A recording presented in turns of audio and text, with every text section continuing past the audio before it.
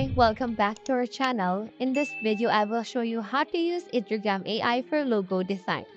So what we can do in this case is what you can do is just go right here to Ideogram AI, then describe your logo design. For example, let's describe it as circle, pink logo, and then what you want to do with AM, for example, with AM as words and ribbon at the bottom.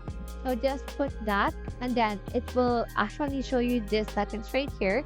Let's choose right here the one but was the one. And then for the model, you can choose the model you want as well as the color palette. You can also expand, you can see here the rendering, send number, and a lot more. Click on this generate right here in order to generate your audio design. From there, just wait for this to finish loading. As you can see right now, it's 24% complete, so just wait for that. So as you can see right here, it has created us this logo right here that we can use for our shop or any purposes.